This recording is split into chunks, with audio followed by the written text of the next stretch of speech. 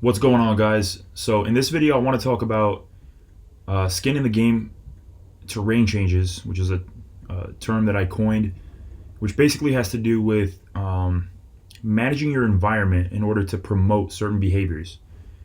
My main premise is that my belief and my experience has been that my environment and our environment in general has a very strong aim, which is to destroy you. Let me repeat that. I believe that your environment is meant to destroy you. What do I mean by that? Am I talking about the Illuminati, the reptilians, that they're trying to, infiltrate every aspect of society to fucking manipulate us into, becoming part of some sort of super organ that's gonna fuel their spaceships or some crazy conspiracy theory like that? No, I'm not talking about that. And I'm also not from Penn State. What I'm talking about is that your environment promotes certain things, certain behaviors in you that that will ultimately result in your demise and in your mediocrity. It's a battle I've been fighting for years now, and it's almost gotten the best out of me many, many times. It's owned me on many, many days, but I will never fucking give up. So, examples include the fact that your environment is literally meant, it's easier to vegetate than it is to create. It's easier to consume than it is to create. That's really what I'm trying to get at over here is how do you become a creator, an initiator, a doer, rather than a vegetator, a consumer? So, you know what's crazy? I can literally lay on my bed right now and I can consume extremely high quality content. And obviously, there's degrees of consumption, right? You can consume like shit quality stuff, and then you can consume like higher quality stuff. But the problem is that you're still just consuming. So you're still essentially being in a very passive state, which isn't always wrong, but there is a pathological and habit formation mechanism that takes place when you do this all the time. Essentially, you vegetate, you lose confidence in your ability to create anything, and you essentially live a life of consumerism. You might be able to memorize a bunch of things you consumed, thus making you maybe a more interesting person to talk to, which does have its benefits, and it can give you ideas. But if you're just a walking encyclopedia that never actually built anything, then you fall into the category of an overmotivated underachiever, or in this case, an overly cluttered brain that doesn't create anything, which could also result in other problems like kind of like a psychosis where you lose touch with what's here in front of you, and instead you're caught up in your own head all the time, in your own world of analysis and imagination and bullshit. So that is my premise, that our environment is meant to destroy us, kill us, turn us into vegetables, and there is a way out. You're not a bad person. I'm reading this book called The Control Heuristic by Luca, can't remember his last name, but it's a pretty badass book. He also derives a lot of inspiration from Nassim Taleb, and essentially he talks about this thing called expected emotional outcome, how to control our behavior, the fact that we are wired to do what feels good in the moment.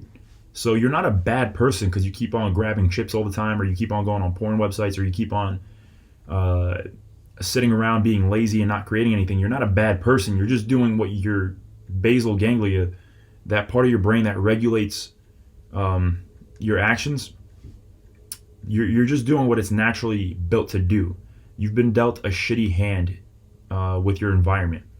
There are some of us who can have temporary feelings of like discipline or will, and we get into habits with things even though we're in a shitty environment. It can happen.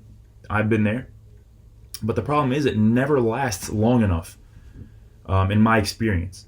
Sometimes it can last quite a long time, but that it lasting is oftentimes dependent on certain external factors. Like, for example, let's say you have a girlfriend, you have a great job, and you're living with a roommate that's just really awesome. So things in your life are going great. So for you, it's kind of easy to muster the motivation to say, I don't know, hit the gym and eat healthy and read more and create more and do better. And you're kind of on the up and up and up. So it's easier to muster that sort of discipline, I guess, if you want to call it that, in those situations. But I would go as far as to say that that's not even discipline. Your environment is just creating a lot of positive emotions for you, so it's easier for you to stay on task. But the problem is, you take that same guy, you throw him in an environment that just has the shittiest combinations, and all of a sudden, a lot of that discipline goes out of the window, and he might find himself eating junk food, getting into all kinds of compulsive behaviors, never creating anything, getting progressively lazier, etc. So is it really that the guy was really bad? I wouldn't necessarily say so. I would say that his environment no longer supported him anymore. And it's not a black or white thing either. Like, there is, once again, there is this ability to muster your will and focus in a tough environment. But that is very tricky, and it doesn't always work. It works for some people sometimes. There's some people that it seems to work for more than others. I'm not sure exactly how it is that that's the case, but my suspicion is that for those people, they usually have a very, very strong sort of reactive impulse that's making them do that. So, for example, I was raised pretty much by myself. Like, my mom was at work. I told the story in that video on Raised by a Single Mom, Here's the Cruel Truth. Essentially, not having that many people around me, not having any brothers or sisters, not having any family, not having any cousins, not having any uncles, not having any aunts, not having any grandparents. I did have my grandmother, but her and my mom fought when I was like 5. My grandma ended up moving like 2.5 hours away, so I only saw her like once every 3 months for like an hour, you know? So the result was I got pretty much raised by like babysitters for years. And even they were like on the phone. They never taught me anything. They never taught me how to study. Nobody taught me shit. So I pretty much had to kind of observe the environment, and I was confused as hell like my whole childhood pretty much. Boo-hoo, right? Sad story. No, it's just the reality that I went through. It's a hand I was dealt. I'm super lucky that I turned out the way that I am now, and it could have been way worse. So I'm just saying the reality of the situation. But that whole experience was painful because I always craved being in like a more family environment, which also that experience kind of made me a little bit, I don't want to say antisocial. I want to say it kind of like gave me mannerisms that other people were like kind of put off by, because they didn't understand that I didn't understand how to be in certain dynamics. So I learned that the hard way through embarrassing moments, all kinds of shit. So anyways, that experience being painful, me craving like family structures for so long and everything, kind of makes me naturally somebody who knows how to kind of organize groups. Because I have such a strong innate desire to do it. You could put me in any environment, no matter how tough, and I'll usually get people together and like kind of group everyone together and get everybody on the same page. So I guess if you want to call it a leadership thing, you can call it that.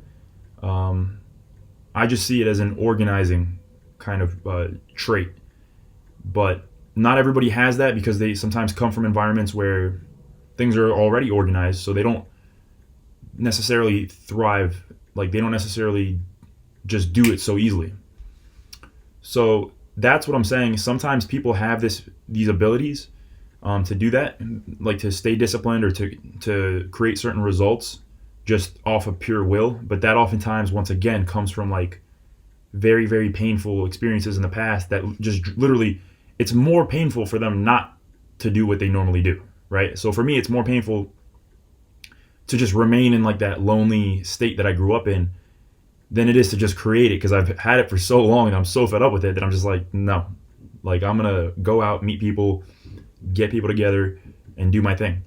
Another example of someone like this is David Goggins. And I'm careful to use Navy SEALs as examples because a lot of them are high performance individuals, which they are. The reason I went like this is that they literally are in an environment that is geared towards making them high performance, and everyone in that environment is super motivated, super disciplined, and is constantly holding each other accountable.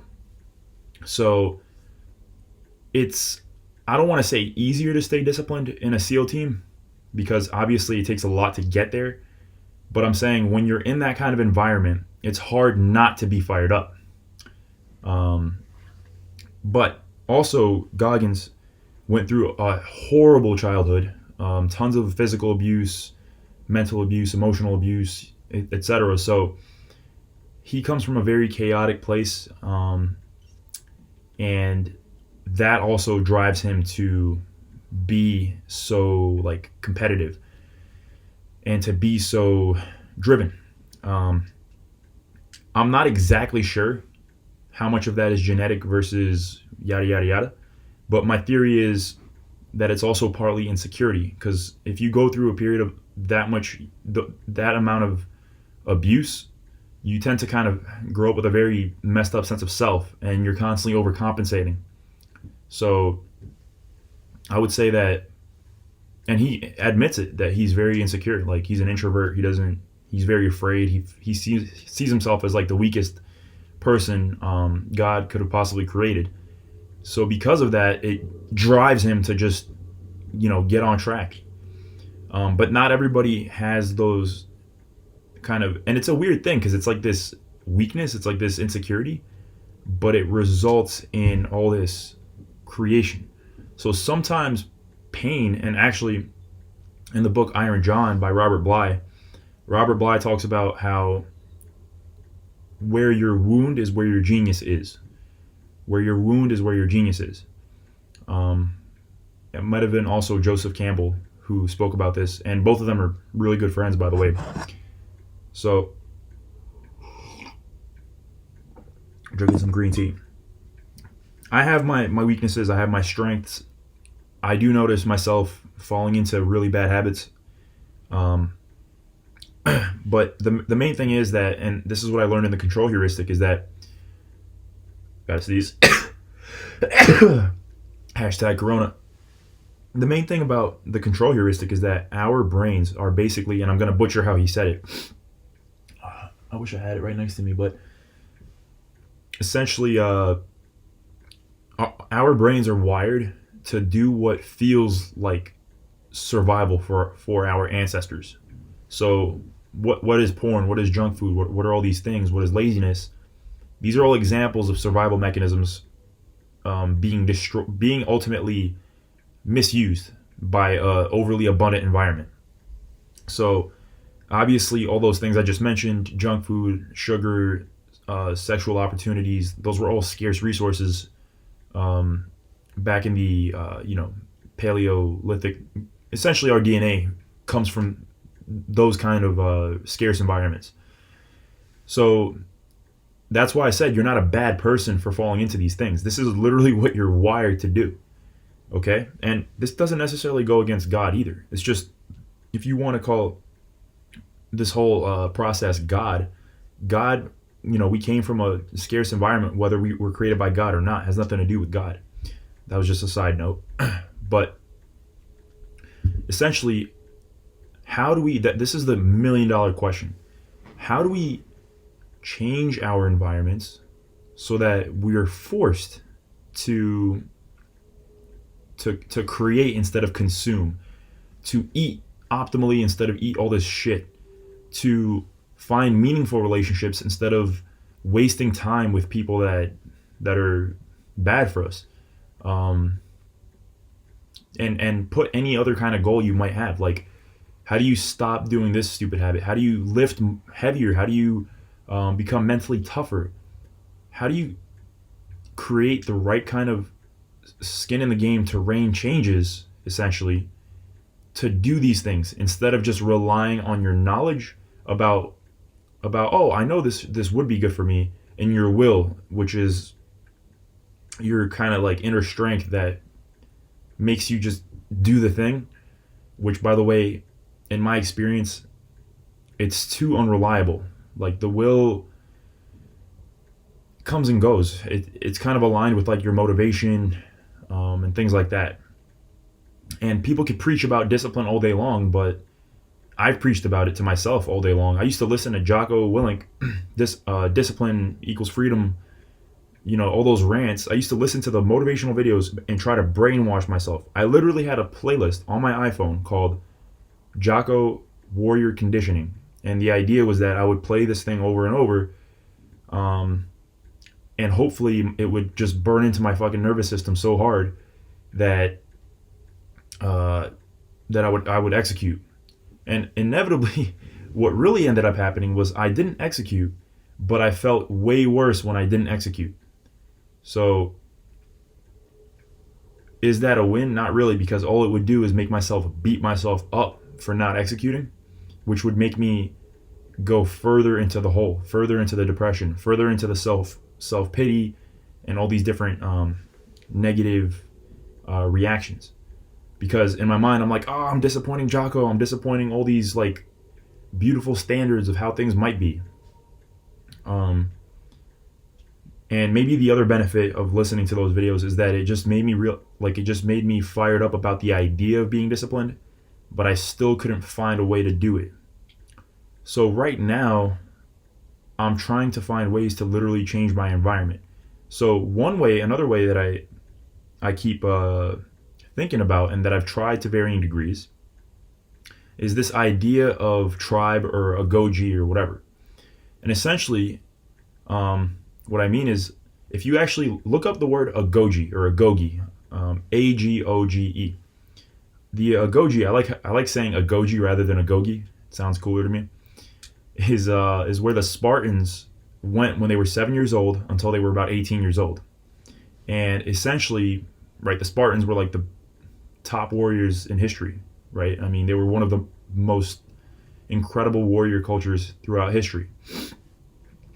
And the agoge was a 13-year long training camp, 11 or 12-year long training camp that essentially forced these young boys into becoming some of the finest warriors that the world's ever seen. I just watched 300 last night, so I'm for like the 8th time, so I'm a little bit hype off that idea. So imagine you took the same 7-year-old child and you put him into a random city in Nebraska somewhere right now in 2020. Chances are he'd grow up to be a soft little bitch that's addicted to Rice Krispies and video games. And when people would see him in the street, they'd go, look at that simp walking around with his shoulders forward, his head down, glued to a phone, and probably some fat, ugly ass girlfriend with zits all over her face. Ugh, I would never want to be that guy, right? But the funny thing is, you would have put that guy into the agoge and he would have stunned even the hardest warriors today with his valor. So, what the fuck, right? How come it's like we all have that Spartan in us, but our environments never bring it out. So how do we create our own agoge? So that's one kind of thing I keep thinking about, is you have to create your own micro environment that promotes the kind of traits that you want to see in yourself. But the problem with that is it requires a lot of fucking sacrifice to do that. I would say that it's ultimately worth it, but it's a very tricky thing to create. It's a very tricky thing to accomplish. Because let's say you're making $100,000 in IT, you're fucking overweight, you're miserable, you're depressed, but you got kids now. You're making a lot of money. Your kids are going to some nice school. You got a nice car, you're getting all this status from people.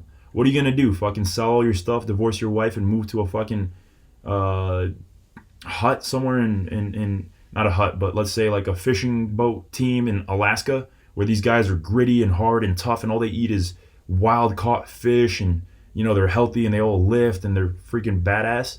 What are you going to do? Give it all up to do that? To be, but you're going to be healthier if you do that. You're going to be stronger if you do that. You're going to be tougher. You're going to feel way better than you do at this cushy job, but you're going to lose a lot of stuff.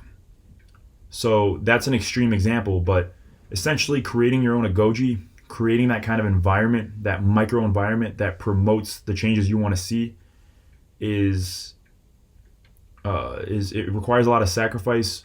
It requires you to potentially change everything and anything about your life. And obviously, it depends how hardcore you want to go. I mean, maybe you love your life, but there's only one or two things you want to change. So you could tone it down a notch, right? Okay, so let's say you love your life, but you're obviously eating too much junk food. And my thing is, if you're eating too much junk food, you probably don't love your life. Because why is your life not good enough for you to feel good? Why do you need junk food all the time to make yourself feel better? So to me, too much junk food is a sign that you don't love your life. That's why you're seeking love elsewhere through junk food. But anyway, let's just use that as an example though. You love your life, junk food's the only problem. Okay, who do you live with? Do you live with your parents? Are your parents always buying cookies and ice cream and chips and because your dad has a bad eating habit? Well, this is where, once again, sacrifice comes in. You're not paying rent, so it's great for you, right? Why don't you, terrain change, why don't you move out? Now you got to pay more rent though, but is it worth it for you to be healthier? I would say so. So now you move out, you're paying $500 a month for rent. Maybe you have less space now. Maybe you don't have your mom cooking you dinner and doing your laundry and stuff like that anymore. So, but guess what? Now you get to control what's in your kitchen cabinets, provided your roommate or the place you stay at is optimal for that. Obviously, if you move into another place with a roommate that eats like shit, then it's the same problem all over again. But availability is a big driver for why we do what we do. You're not a bad person if every time you see a cookie, your mouth waters. That's just how we're built. We're built for sugar. So you're not a terrible person. The key is to just put that shit out of your environment so you don't even get the temptation. What's the point if you're, let's say, a recovering drug addict, a crackhead? Let's say you were a big crackhead for years. Do you really want to live in a crack house now for recovery? I mean, no, because discipline and will. You should be able to live in a crack house and pass by the junkies all around you and talk to them and not get tempted because you're just that fucking iron mind, iron discipline, iron will. Really? Is that what we expect out of people? Same thing with the SEALs. Imagine you took a Navy SEAL and you put him in a freaking in a random neighborhood in a house where people just don't give a shit about health, don't give a shit about fitness. Everyone's a weak pussy that doesn't stand up for anything. What do you think is going to happen to that Navy SEAL after 5 years? Nah, man, it's all about will and focus and iron mind and all this. Visualize yourself as a wolf and nothing will touch you. No, chances are, he'll probably gain some weight, probably lose his discipline, probably stop training as hard, probably stop being so connected to his values as an American, as a patriot, as a warrior. He'll probably lose some valor, lose motivation, and he'll be a shadow or a shell of his former self. So play around with this idea, guys, of skin in the game, terrain changes. And I call it skin in the game because there has to be a consequence. Your environment has to be such that it drives you to do it. Your skin is in the game. You're not just trying to use your knowledge and your will to do stuff. So use your knowledge and your will to create the environment that forces you to do stuff. And that's really the biggest struggle for me right now, is how to create that environment. I mentioned a few ideas. I do have a group of guys that we have like weekly calls with, which is getting the ball rolling towards creating that agoge, towards creating that micro environment. It's still not there yet, but little by little I can see it coming through. And lastly, learn how to be a creator rather than a consumer. And once again, you're not lazy, you're not a piece of shit, you're not a horrible person because you're not creating stuff, because you're not building stuff. Chances are your environment is just turning you into a consumer. Okay? So create an environment where you can't consume anything anymore and you're so fucking bored that it drives you to create. We're all creators, guys, especially if you're listening to this video. You're a creator. You're somebody that's meant to build something, whether it's write a book, whether it's build a business, whether it's build a body, whether it's coach a softball team, whether it's work on your car, whether it's paint something, create art. We're all here to create. We're not here to just fucking sit around with our eyes glued to a goddamn screen, man. So let's build an environment that forces us, that drives us to create, to be great, to be strong, to be masculine, to be courageous, to be healthy, wealthy, to have great, strong families where the gender roles and stuff like that are in place, where everyone's happy, strong, men are masculine, women are feminine. We all hold each other accountable to those standards, and we move forward. So stay strong, motherfuckers. Peace.